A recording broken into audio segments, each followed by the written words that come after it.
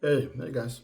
I know you're on your holidays, but I thought um, just to send you homework, if you like, and something to think about, and just to do a very brief recap of what we spoke about, what we have actually been speaking about for the last couple of weeks when we met. And as you will know that our key point of departure of discussion for our confirmation class this year is to focus on Hebrews 11. That's where our conversation begins. And I'm sure you'll recall, I'm just bringing these things to your remembrance, that a confirmation candidate is someone who is seeking to understand the things their parents believe, but also to take those beliefs and personalize them. And if grace is available, to even expand them beyond their parents. But our parents have laid a foundation, a base for us to begin to work. And I did say, and I need to repeat this, that when we come to wanting to confirm anything about God, it has to begin with faith. It cannot begin with reason. It has to begin with faith, and then goes to seek, and then lastly to understand. So I need you to think about these two verses, Hebrews chapter 11, and I want to begin with verse 3.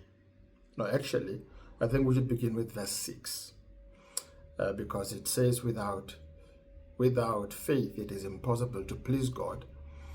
And then it says anybody who wants to please God must believe that he exists and that he rewards those who seek him. Those are the two things that are important to our point of discussion.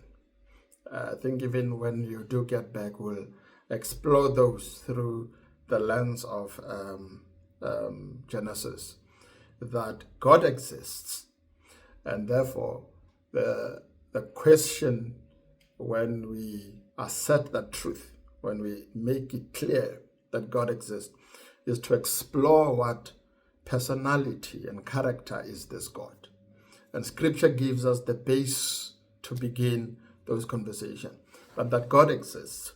And not only does God exist, it says that God exists and he rewards those who seek him. Sorry, it's a call coming through. He's the rewarder of those who seek him, that those who pursue him, those who are eager to know God and to develop a form of relationship with him, that God rewards. Of course, we'll talk about what those rewards look like. But it's important that the one who comes to God must first believe. Faith is the beginning, that without faith it is impossible to please God. And then another verse that I want you to think about is verse 3. We have, of course, spoken about this. Hebrews 3. Hold on, sorry guys. Hebrews 11:3. It says, by faith we understand. And again, we're building into this theme, this rhythm that we are in, that faith seeks understanding, faith seeking understanding. And so in this verse, we see that by faith we understand. Faith, when well grounded on solid grounds, gives room for one to begin to reason and to think logically, theologically, and any other way logically to the understanding and to the pursuit of God. It isn't just a heart thing, it's also a mind thing. Theology is trying to not only seek God with our mind, but also to love him with our minds. And so those are the two things I thought I wanted to just bring to you when you're in a relaxed mode, before you come back to the duties of school, that our assignment so far is to ensure that our attitudes and our hearts are positioned in such a way that we are the seekers by faith. And then we will be applying furthermore our reasoning from the ground of faith. So we're not trying to, and I'll repeat it again, we're not trying to understand so that we have faith. No, we have faith. That is why we want to understand. And that becomes a huge, important distinction from the story that I told you. And when the main reason why we are pursuing God is not just to be confirmed, but it's actually to confirm for our own spiritual formation. That is to say, so that we can better explore the important questions, the 5 very important questions. Who am I? A question of identity. Where do I come from? A question of heritage. Why am I here? A question of purpose. What can I do? A question of potential. And where am I going? A question of destiny. So whenever we do the pursuing of God, it isn't just to understand God for the sake of understanding God.